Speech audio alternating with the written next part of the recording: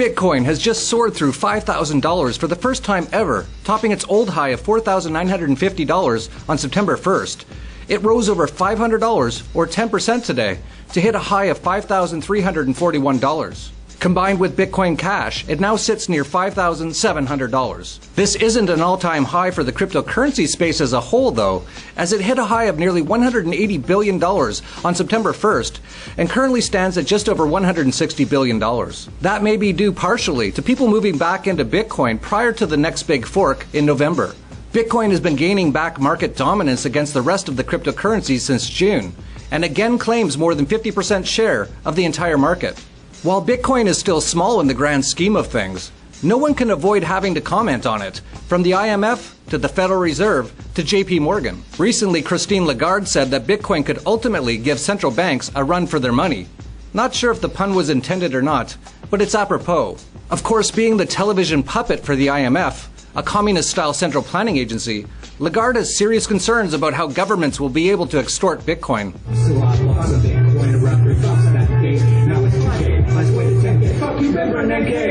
But in the interview, she showed her massive lack of knowledge of the space. When asked about China banning initial coin offerings, ICOs, she responded with this. What the Chinese authorities have decided is to just ban the initial offering of Bitcoins. Yeah, China has banned the initial offering of Bitcoins. She doesn't even know what an ICO is.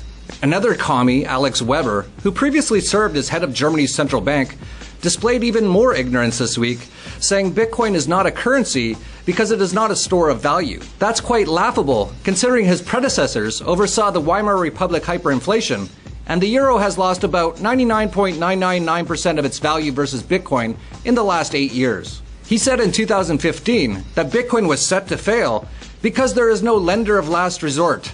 There will always be booms and busts. Not only has he been wrong on Bitcoin's failure, having risen 2,000% since his remark, but he doesn't even realize that the reason Bitcoin isn't failing is because there is no lender of last resort who can print up Bitcoin on a whim and give to their commie friends. And that's not to mention central banks are the cause of booms and busts due to their manipulation of interest rates and counterfeiting of money. And since Bitcoin has nearly doubled in price since Jamie Dimon of JP Morgan said it was a fraud, he's finally shut up about it. He said, "I wouldn't put this high on the category of important things in the world, but I'm not going to talk about Bitcoin anymore." Good. Go back to doing your fraudulent deals with your dying fractional reserve banking system, Jamie. Even Peter Schill hasn't had much to say since he admitted publicly to Joby Weeks that he hasn't even read Satoshi Nakamoto's 8-page Bitcoin white paper. All that work, you have nothing. No, that's not true. You have a Bitcoin. You have Bitcoin is nothing. Have you read Satoshi Nakamoto's white paper? Here it is. Here's his white paper.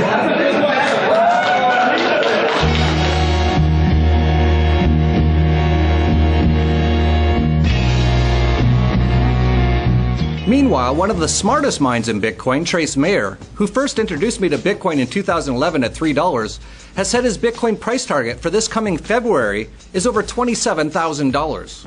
That's interesting timing because both Joby Weeks and Trace Mayer will be speaking at Cryptopoco at Anarchapulco, as well as at the TDV Internationalization and Investment Summit in February in Acapulco, along with many other big names in the space such as Roger Ver, Dan Larimer, and many more. At TDV, our price target for Bitcoin isn't as high as Trace's, but one thing is for sure. Bitcoin isn't going away and has the potential to take down the entire fraudulent central banking system. No one can ignore it now, and the really interesting part is that there are currently only about 14 million Bitcoin wallets in existence. If every one of them is owned by a solitary individual, then that means 0.2% of the world's population owns Bitcoin currently. What if that number goes to 2%? And institutional investors are just starting to invest now.